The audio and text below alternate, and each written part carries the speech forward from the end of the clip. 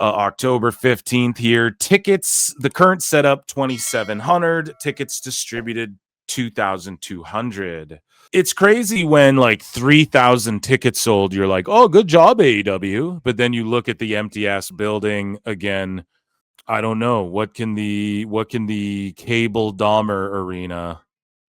Dahmer, very suiting, very fitting for the fan base as of late, man. You what?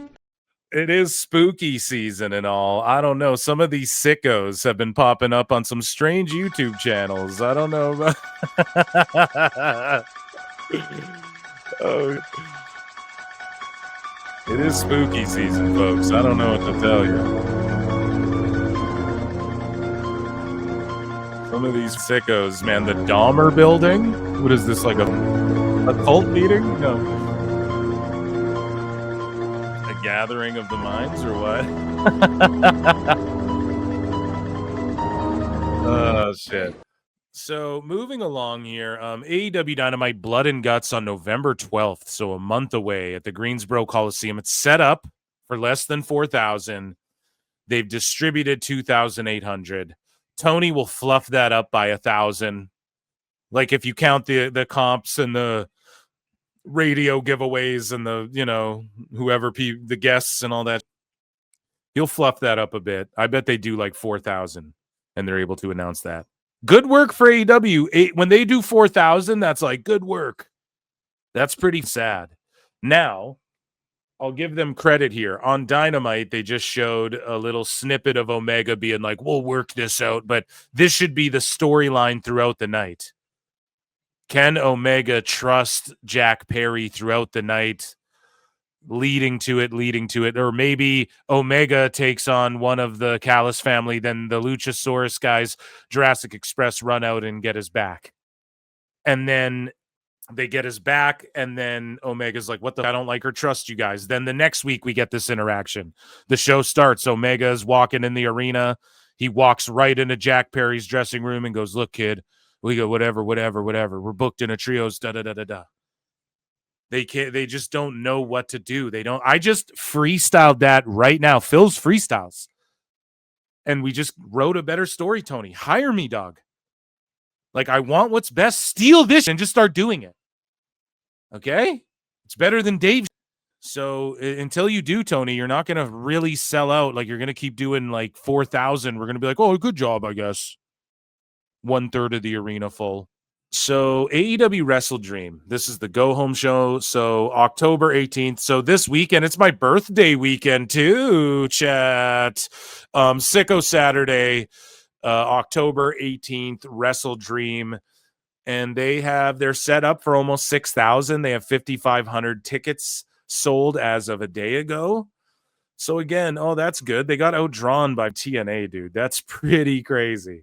TNA Bound for Glory outdrew Wrestle Dream.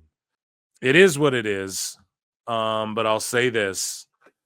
Tony Khan, hire me and I'll write some better stories. We'll draw some bigger houses than this. But yeah, I mean, good job for them, I guess. Wrestle Dream, there's not a lot of hype behind it. Jack Perry's doing a promo now. He sucks and is cringe. You know, Joe's the only thing anybody has to look forward to, and I don't think he's going to win the title. I think Hangman's going to get it off of him, but it's going to be like we respect each other type. Or if, hey, man, do the smart thing, just put the title on Joe. Raj Giri says that NXT crushed Dynamite last Tuesday head-to-head. Switchblade had this to say, was expecting that NXT TNA would crush AEW. Last year when AEW aired on Tuesday, they did 329.1. NXT was down big from 874.24 the same time last year. Data should be beating on these numbers further. So basically, they are up. They beat AEW. It's expected.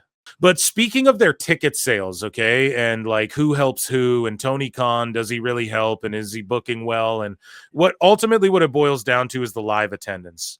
You're a touring live show. If Taylor Swift was a touring live show and no one was good and she was just playing empty concerts, they would cut that out immediately, right? In pro wrestling, you know, the billionaire son is able to rent out whatever buildings and just do this as like a vanity thing. Speaking of which, the ticket sales, dude, The Dynamite Collision tonight, the update 2 days ago was 1,600 people. I think they crossed 2K for tonight. So pretty bad, man. And this was the update from 10 hours ago. Yeah, so they just barely crossed 2K. You see there. So like no demand for them. The walk up isn't just crushing it. So you can safely say, yeah, for the AEW pay-per-views, the last minute walk ups are going to be pretty nuts if they lower the prices enough, right? Like we at the one show, Tony Khan lowered them to like $1 last minute just to fill the building for Sting's retirement or whatever. People can get in, that's sweet. But when they jump as high as like 3,000 to 5,000 for like all in, okay, you guys are paper in the fucking house. Same with we talked about this on the member show. So if you're not become a member, it's only 99 cents. You can gift a membership as well. And I do a member show weekly every Monday. And we talked about this, how there's rumors floating around that TNA papered the Bound for Glory. And I did a breakdown of that, right? And it's like if you draw, so let's say when it comes to AEW, let's say they do 13,000 people and they paper it 1,000 or 2, including like family, friends, giveaways, all that shit. That's not that. That's not like fluffing the house to. It's like whatever. Carney wrestling. Same with WWE. Let's say that WWE sells 70,000 tickets this weekend, and like 5 to 10,000. Even that's steep. 10 is fucking steep. That's like, whoa, you're paper in this shit, you know? Let's say like 5,000 of those are comped. It's like, okay, are you really that shocked? Like that's not that big of a deal. It's part of marketing, you know? You got to be able to give some tickets away, like for anything, comedy shows, whatever the fuck you're doing, music shows, there's always comps and shit. But, you know, if people were accusing TNA of comping like half their fucking tickets almost, it's like, I don't know about that. Speaking of ratings and shit, though, Collision scored its best numbers on Saturday since the new Nielsen big data, The whatever. best guys, Tony Khan. So Collision averaged 286K viewers, up 27% from the prior week. That's fucking brutal, dude. With a point, it's brutal, even though it's up. That's fucking brutal. With a 0.06.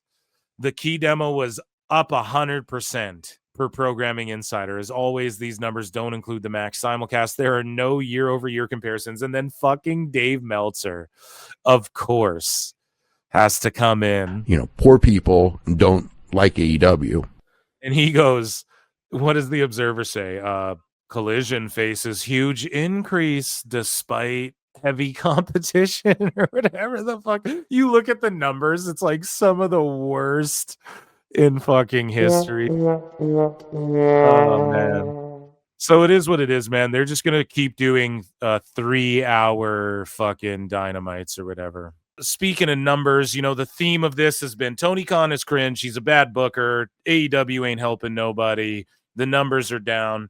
Here's an old Stinkashay quote where he goes, I'm not saying she's not amazing, in response to someone putting over Io Sky. And he goes, she 100% is, but I can do everything she can, probably even better. She can't do what I'm capable of, maybe not even half. Well, in 8 hours, dude, 11 months ago, you had fucking, you know, in 8 months, you couldn't get as many views as her, dude. So there you fucking go. And we're not here to view shame, but it doesn't get old, dude. It doesn't get old. And the proof is in the pudding. The sicko shit and AEW just isn't popping, okay? It's just not what people want. I'm sorry. And it's not about like, oh, we're not conforming, man. This is its own alternative. No, it's not. It's not. It's not, because alternative shit is buzzing and popping. This shit is not, dude. These are empty buildings with fucking barely 2,000 people in them. And fucking Dave Meltzer going, I mean, the rating's close to Raw. So what if it's true? You're lying on shit. If people did this in other sports or in boxing and UFC and shit, you get called the fuck out. It would be a problem. Don't do that. It's sicko shit. So again, I put this in here. Looks like I've been spot on with my AEW TNA predictions. Collision is constantly being added to Dynamite, and they keep adding an extra 30 minutes plus. An overrun to Dynamite 2. Collision is getting canceled or just tacked on to Dynamite every week by next year, I think.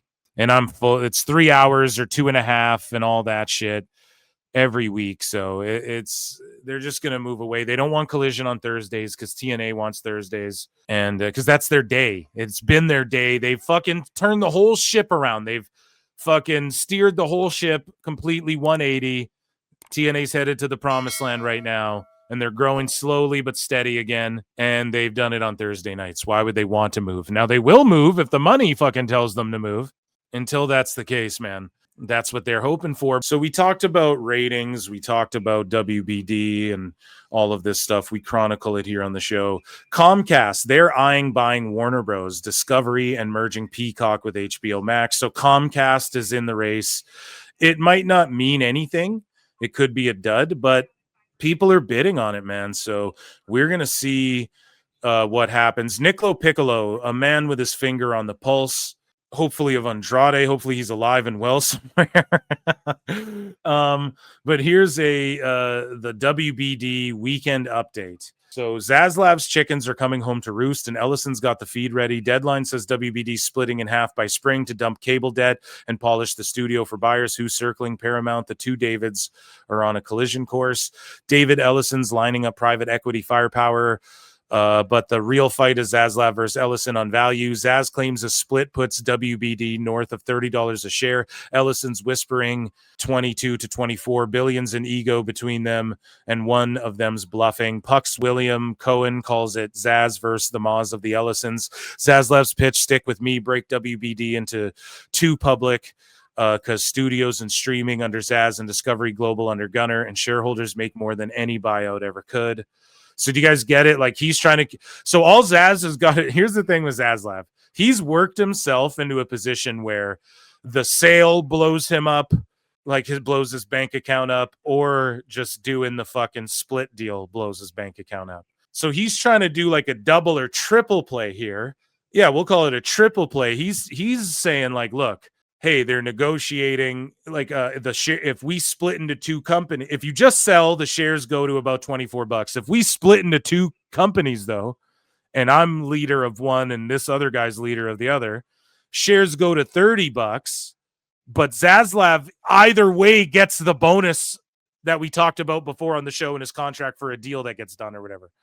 If I'm not mistaken, that's how this works. So he's trying to work himself into getting the bonus for the deal, getting a new contract likely by having him running the one company, so staying employed, and then also the shares he owns go up to $30 like maximum, right? So he's fucking operating like this is 3D 4D chess. Dave's stuck on fucking, oh well, I mean, you know, the K-Dama was a problem. Wall Street's seen this move before. Discovery bought Warner, loaded it with $50 billion in debt, gutted CNN, lost the NBA, and wondered why nobody wants declining assets. Declining as in AEW declining assets? Yup. WBD's full of declining assets.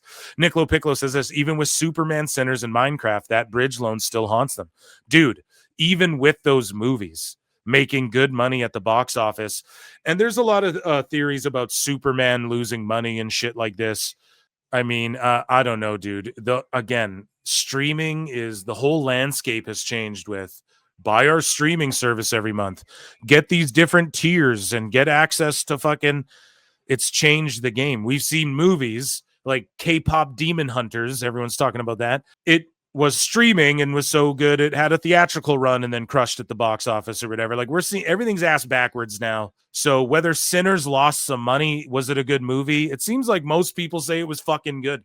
Shut the fuck up. You know what I mean? Theaters are just inflated to shit. People are not going to movies like they used to. And so, and Minecraft, that bridge loan still haunts them. And I know people are like, oh, everyone went to Top Gun or whatever the fuck. Yes, everyone went to that. Everyone's moms, dads, dogs, and fucking, yes, all the fucking boomers who don't go to these movies anymore, who are just watching shit digitally because they're brainwashed to live in fucking pods, you know? And have Amazon drones drop their fucking groceries off. And yeah, dude. And they're fucking fearmongered watching the goddamn news, Fox and CNN all day and shit. Yeah, dude. Those people are just streaming shit. They don't go to the theaters unless it's like Top Gun. Makes them feel like a kid again. But anyways, Nick LoPiccolo saying the Ellisons are playing the long game. They leaked their plan to WSJ and then silent while WBD stock floated on takeover hype. Now they wait as the noise fades and debt rears back up. The cheaper the target gets, the patience is a weapon here. Sorry, I'm just keeping my eyes on this hater match. The silence of the Ellisons isn't hesitation, it's leverage. Every quarter, WBD slips Every delay on the split, Zaslav's clock ticks louder. The Ellisons don't need to move fast. They just need to watch Zaz exhaust his own shareholders first. So he's saying that Zaz's pitch here for the triple play, it's not going to work, okay? He's going to get out. He's getting out at first. They've seen this before, right? So the board's binary. Stick with Zaz's breakup, pray Wall Street rewards discipline. B, take the Ellison cash and hand over the keys. Either way, Hollywood's biggest Hail Mary ends with one David kneeling before the other and both trying to save face. If the Ellison wins, Paramount Skydance becomes the new school studio empire. Oracle money meets Top Gun swagger. If Zaslav survives, it's because he convinced the street he's worth more in pieces. Either way, the next 6 months decides who owns Burbank. Axe versus money, the battle for Burbank. Let me ask you a question. Zaslav splitting atoms to survive. Ellison circling with Oracle money and Top Gun leverage. One selling the future, the other's buying the past. 6 months from now, only one David walks out with the lot. And I think if Paramount gets a hold of this fucking AEW, they might just axe it, dude. I'm more convinced of that than ever because and this is why and here's the thing, AEW knows this. This is why they were confiscating the ice signs, is because I think society is just leading a little more conservative, more traditional, I would say. Not even conservative. I don't even know what the word is for it, but just people are leaning a little more, and that's what people are investing in. And you're seeing that in media. And again, we're not getting political here. We're just stating the media fucking landscape. It's what it is. We read that thread by Nick LoPiccolo, that genius thread, with what Trump's doing with the media. WWE Hall of Famer Trump is doing with the media and with the whole, in the States at least. And then with the whole like CBS, the way they're leaning, the people that operated. I can't remember all the names. Go back and watch the show where I broke down this thread from Nick LoPiccolo. He's always dropping bombs on us. But basically he's like, dude, this whole CBS thing, they're working with UFC and essentially it's going to backdoor. Like at the end of the day, if they get a hold of WBD, they're just going to look at AEW and go, well, we're partnered with WWE and TKO and, all of our friends are over here and shit. So you guys are out of here type shit. That totally could be something that happens. And of course, WBD, I'm sure Tony Khan and Hangman both got phone calls about that. Oh, boycott fucking HBO Max. I'm sure they're like, first off, this little fucking flea plebeian Hangman Page does not, you know what I mean? Like, won't affect us, but this is your world fucking champion. Someone for sure told Tony Khan, like, you're lucky this guy's even on TV. Fucking tell him to shut up. And then they were confiscating ice signs at the show. And so it shows you that WBD knows what's up. Obviously, what Nick LoPiccolo said is true about that shit. So, and everybody's taking the Saudi money.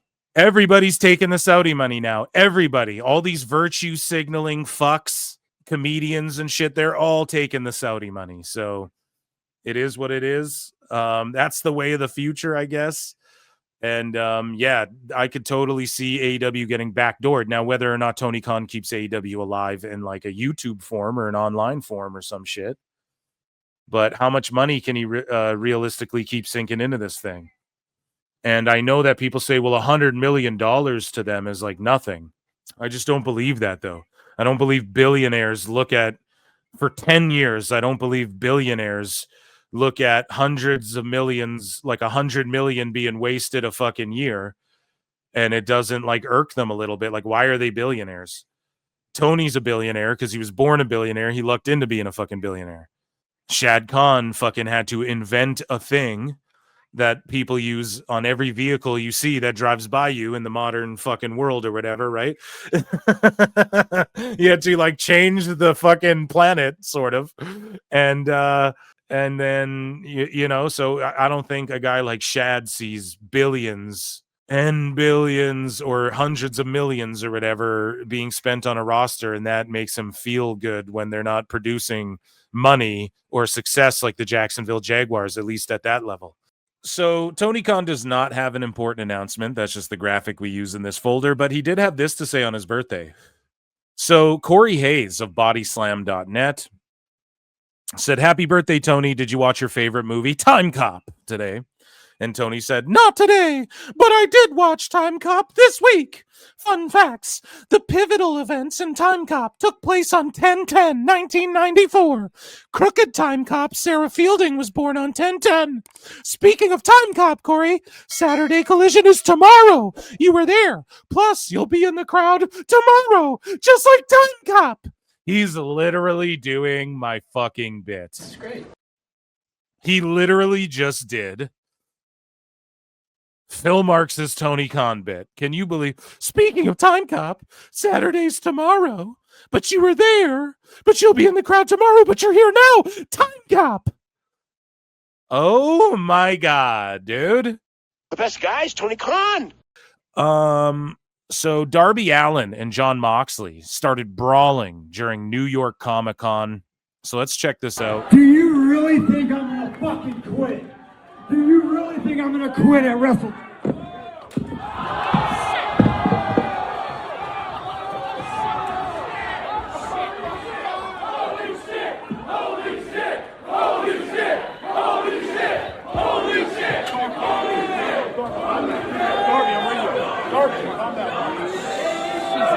And I'll be honest, I'm all for shit like this to help like legitimize and make anything to make wrestling seem more legit and off the rails.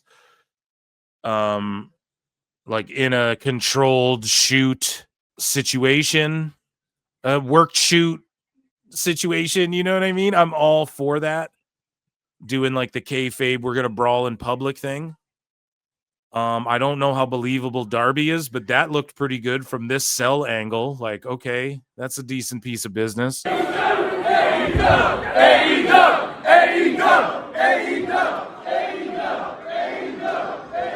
But then Tony's just cringed. Tony, you get out of there. Should I hold the curtain back for you? No, you get out of there because you don't know what to do. Just go, whoa, I don't know what to do. Just lean into the fact you don't know what to do. Holy shit, he's always trying to, let me get in the ring awkwardly and shit. Do I go back there? No, get the fuck out of the way. You feared for your life. From a TV got wiggled in front of you and you feared for your life.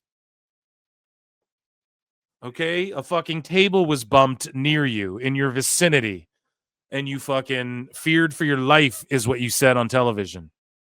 Okay? No, get out of the way and pretend you're scared for your life. Fuck. Tony Khan claims he's been writing AEW for 30 years. AEW Dynamite for 30 years, dude. When I was a little kid. It's like, that's the problem. That's the problem right there. You got tired ass, dated ass fucking ideas that don't work, dude. And he says, I started writing Dynamite when I was 12 years old as a fan of wrestling and somebody on the early dial-up internet message boards. And Dynamite now. It's crazy to say I've been writing Dynamite for 30 years. Since I was a small kid in 95. Exactly, see? It's elementary school level shit. He hasn't evolved or grown past this, like, I've been fantasy mark booking this shit since I was 2. That's not good, man. Dealing with lots of injuries and doing it in real life is a lot different. Dealing with no shit. That's why you're not good at it, dude. Dealing with lots of injuries, dealing with real people in real situations. Writing pro wrestling shows is very different than just putting down ideas on paper. Exactly, Tony. And here's the thing. This is what I dislike. This is what I fucking don't like. Okay? Wrestling's not fake! I don't like that Tony's spoken to as an authority on this. Just because he's done something shittily for 6 fucking years doesn't mean he's an authority on what writing wrestling shows. And when he goes, oh, there's no off season, 52 weeks a year, the magic of Disney. Like, there's no fucking way he should be an authority on this because he's done something shittily for 6 years. At the start, it was booming, not because of your writing, dude.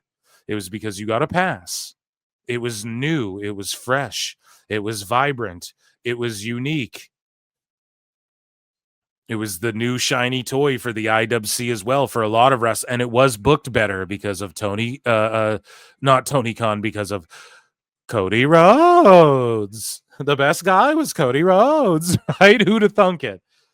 There were times where it was really good because CM Punk was there getting you $1 million gates and fucking helping you for a period when you had people back there who were actually helping the show be fucking good and giving you good booking ideas and shit. Yes, that's not because of you. Once you leaned into more of you and the Bucks and your guys' friends, it all went to shit, right? Let's just be honest. And so him saying like, oh, it's different. Yeah, you're not the authority on that. I love pro wrestling, but working in the wrestling business now for over 6 years, I've certainly learned a lot. And firsthand, you see the differences. Okay, then demote yourself to Ring of Honor. Just book Ring of Honor, pitch your ideas and creative for AEW Dynamite and Collision. Let other people write and book it and format it. Khan also pointed to his NFL career and working with figures like Tom Coughlin as major learning moments that shaped his management style. Bro, shut the fuck up. But despite all that growth, it's clear he still sees himself as the same wrestling-obsessed kid with notebooks full of fantasy bookings. Only now it's live TV every week. That's the fucking problem, my guy. Oh, fuck. Oh, my God, man. That's the fucking problem, buddies. So Tony Khan, speaking of which, reveals his unfiltered process for scouting AEW talent. Speaking of like, what have you done for the indies and all this shit, right? And so, and New Japan, and what have you done? Is Tony really good at scouting talent? Is he really this fucking guy who's helped the indies? Is he really, I got triggered before because I'm like, I hate that Tony Khan speaks as though he's an authority on writing wrestling because he's been doing it poorly for 6 years. And so on the Danny Ocean show, Tony Khan says, well, it just completely depends. You have to see something and the fans have to see something sometimes. Tony, name one guy you've ever gotten over. This is the problem. We can't be asking Tony Khan these fucking Stupid questions. idiot. Because he's never gotten anyone over. Okay. He's never drawn beyond, I sunk a bunch of money into this company that Chris Jericho, Cody Rhodes, John Moxley, and all these guys are in. And the Young Bucks who are popular right now on the internet when he launched AEW. That's all he did. He just put the money behind starting the show. Everyone got behind it. Then it fell off. Then Punk came in. He could have returned to fucking TNA and everyone would have went and watched that. It would see him fucking Punk. So you lucked out on that. And then you fumbled that as well. He leaves. Company goes completely to shit after Rhodes and other people leave that you fumbled. So now he's talking about what? Making stars. You have no stars besides ex-WWE stars. And you have no fucking stars that you've built. MJF! He would have just been a star anywhere. Anywhere he went. If he was just doing his own thing and doing it the way he's doing it. And how big of a star is he? Is he really a big draw? If you're selling 2,000 tickets at all these fucking shows, these guys aren't draws. This is like indies do 2K tickets, and they don't need all these guys to get paid millions of dollars to accomplish that. So I just don't really know where Tony gets off even, or where these fucking marks with shows nobody watches. Where the fuck do they get off thinking he's asking him this or thinking he's an authority on this? The question should be, Tony, a lot of times, you speak as though you're the authority, like where, let's face it, like anybody, with any sense, and you don't have to be offensive. You can just be like, listen, man, like sensibly, you've never created anyone who's a star, right? So unfortunately, I'm not sure if your opinion on that, like what would you say to people who say your opinion on that shouldn't be taken as seriously as, let's say, like people you have back there, like a Jeff Jarrett or something, like just ask a real fucking question that you can get a compelling answer out of, not just this fucking, oh yeah, I just look at people I think could fit into a situation in AEW. See, it's not there's nothing going on. This is what Tony just said. I just look for people I think could fit into a situation in AEW. That's exactly why things are so Phil's right. This is why things are shitty. You just said I was right, and all you fucking sickos owe me an apology. It's just shit happening. It's like, okay, well, this guy is going to jump off this thing. Oh, you look like you could be dove on. There's no story. There's no like, okay, this guy's 7 feet tall. We could fucking market him this way. Okay, Orange Cassidy, if we market him the right way, it could get a bunch of young viewers. And then we have the potential to, do this, and that, partner with whatever and get our toys launched. And he can also wrestle really well. So he can like be the face of this division. We can give him like just whatever the fuck, man. It's silly. It's ridiculous. And he just admitted it. I just look at people that could fit into things that are happening. People we could develop into a role that fits what they are and try to tap into the skills people have and build off their strengths. That's just a generic vanilla milquetoast answer, Tony Khan. So he hopes we could find people that we can develop into a role that fits what they are. That's why everybody's on the show just like, I wrestle, or I'm with Don Callis, or I wrestle, or I'm with Don Callis, or I'm hardcore. I wrestle. I'm with Don Callis. I'm hardcore. Where's your ideas? Where's your gimmicks?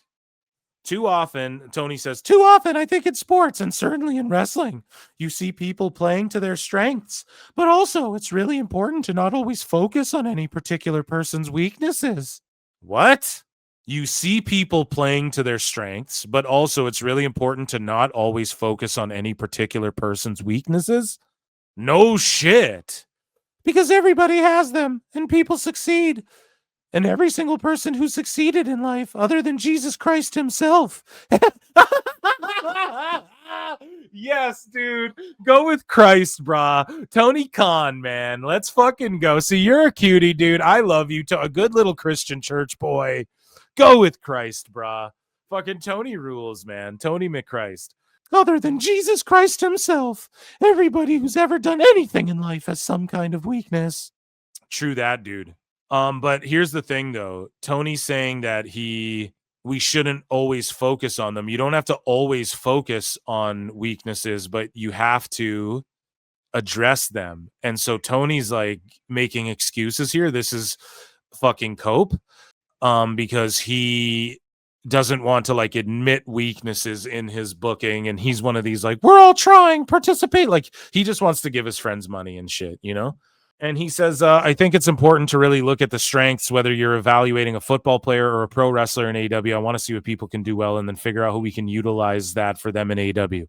So then why do you book like Hobbs and Trioses, and why don't you book big guys correctly? And why do you book all these like Garcias and shit as these imposing main threats on your roster and shit? But we got a sign here. Tony fears ratings, and the things we've broken down tonight in this segment precisely explain why. And as Tony says, he just doesn't want to focus on weaknesses and all that stuff. But maybe if he did a little bit, and it doesn't mean you have to do it publicly and shame yourself, but maybe if you listen to someone like a Phil Marks or someone out there like a CM Punk, even when he was there, maybe things would be, you'd be drawing more. I don't care about drawing. Okay, then keep doing whatever this is. Cool. Good on you guys. I'll watch it. I'm a sicko. I throw it on. It's just, there's never going to be a moment or an event. What's their marquee match every year that you look, oh shit, every year the King of the Ring tournament. Oh shit, the Rumble every year. The Casino Gauntlet, he just whips one out whenever he's fucking desperate. All In, I know, here's another show called All Out, and here's a show called Wrestle Dream, and here's a show called Wrestle Dynasty, and nothing has its own fucking identity, and we're going to try and look like WWE/NXT 2.0.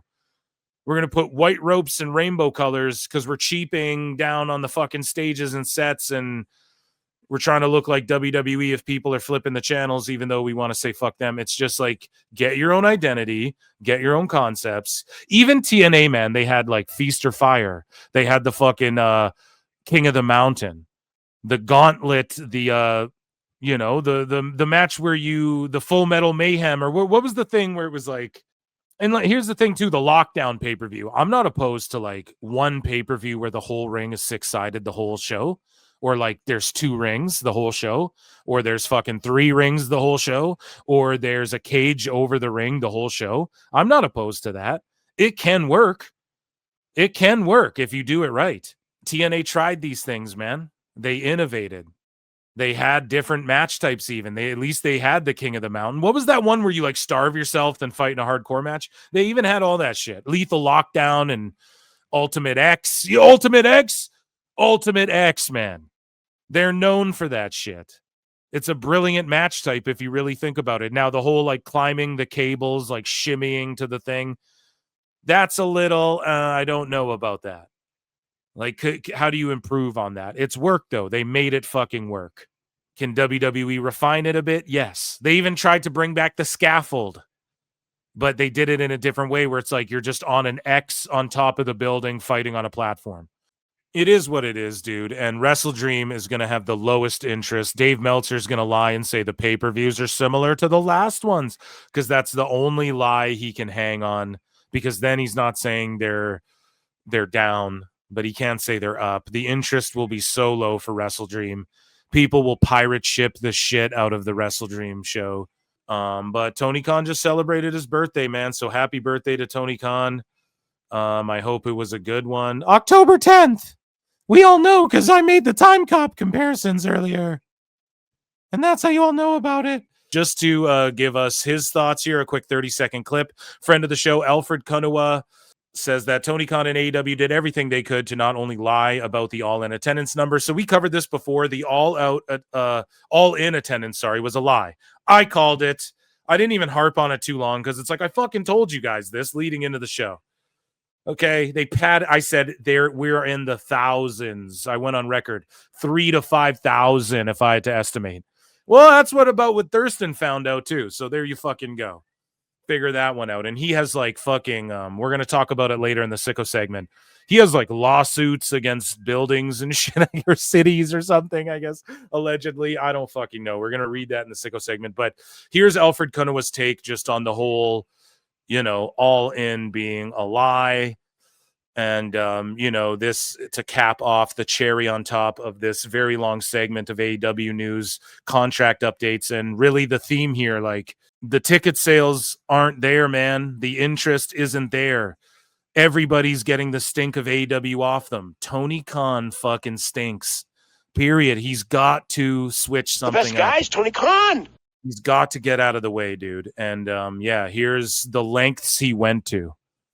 He has the state of Texas signing NDAs and shit like this to try and hide the fact that the attendance wasn't what it was and to hide ownership and all of this shit. We went over this before, but here's Alfred's take. Tony Khan and AEW lied about the all-in attendance, and not only did they lie, they tried to cover it up. Tony Khan claimed around 29,000 for a half-empty Globe Life field. Cap. Texas government records revealed AEW did just over 21,000 spectators, and AEW even tried to issue a confidentiality clause with the city of Arlington not to publish or disclose attendance figures, turnstile counts, drop counts, ticket numbers, revenues, or box office receipts. In other words, AEW wants everybody to sign an NDA, even Arlington, because... That is fucking wild that he tried to get a goddamn confidentiality agreement. And this is why. What is he? Well, okay. People have said that other sporting fucking, this isn't out of like other entertainment would do this too, like a confidentiality. It's crazy to me that it's to this level with the NDA thing, I've defended Tony and been like, man, in the entertainment business, it's whatever, but it's not just like tried to get them to sign a confidentiality agreement. It was like they were pushing for it and they got rejected because I don't even think it's legal in Texas or something. So it's like, who's Tony's lawyers that didn't know that or tried to trick them into it or whatever? I don't know. It's all just fishy and shoddy to me. And I could just really see AEW plunging in the next couple of years, man. And I know people said this years. I always said AEW would last forever, and I maintain that could still happen. Like in some form or fashion, it could survive on YouTube for a long-ass time or something. But, with Nick LoPiccolo breaking shit down, and he has a thread here we're going to go through again with the WBD merger that's coming up, like an update on it, or Paramount buying them or whatever. I guess that's sort of a merger, if you will, or a takeover. I don't know. But essentially like CBS is backdoor bullying AEW off of television if they buy Warner Bros. Here.